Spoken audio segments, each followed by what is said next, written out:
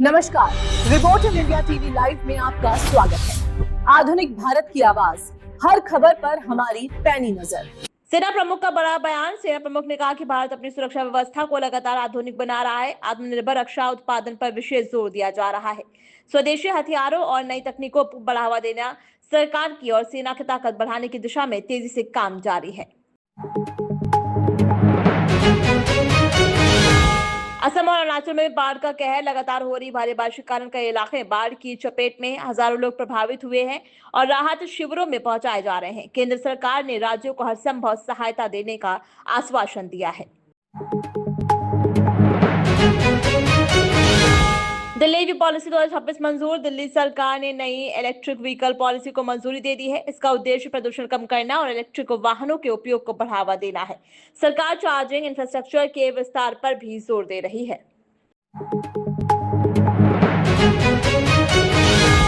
Monsoon की रफ्तार धीमी। देश में मानसून की गति सामान्य से धीमी बनी हुई है। जून 2026 पिछले कई वर्षों के सबसे सूखे जून महीनों में शामिल रहा। कम बारिश से खेती और जल भंडारण पर असर पड़ने की आशंका जताई जा रही है।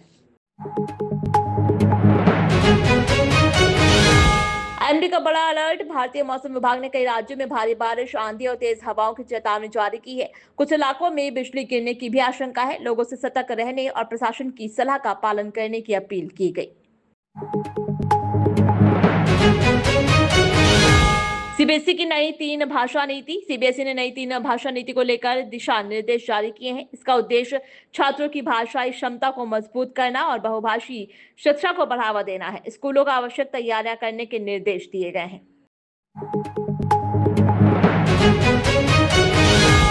बुलेट ट्रेन परियोजना में तेजी। देश में बुलेट ट्रेन परियोजना पर काम तेजी से आगे बढ़ रहा है। सरकार नए हाई स्पीड रेल कॉरिडोर विकसित करने की योजना पर काम कर रही है। इसमें तेज, सुरक्षित और आधुनिक रेल यात्रा को बढ़ावा मिलने की उम्मीद है।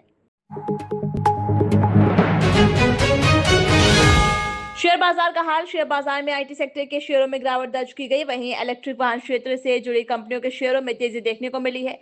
निवेशकों की नजर अब आगामी आर्थिक आंकड़ों पर बनी हुई है। कर्नाटक में मतदाता सत्यापन अभियान शुरू। कर्नाटक में लगभग 5.5 करोड़ मतदाताओं के लिए विशेष सत्यापन अभियान शुरू किया गया है। चुनाव आयोग मतदाता सूची को अधिक सटीक और अद्यतन बनाने की दिशा में काम कर रहा है। नागरिकों से अपने विवरण की पुष्टि करने की अपील की गई।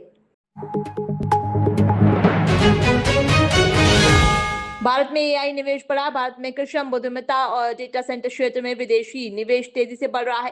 विशेषज्ञों का मानना है कि इससे रोजगार के नए अवसर पैदा होंगे और डिजिटल अर्थव्यवस्था को मजबूती मिलेगी। देश तकनीकी निवेश का महत्वपूर्ण केंद्र बनता जा रहा है।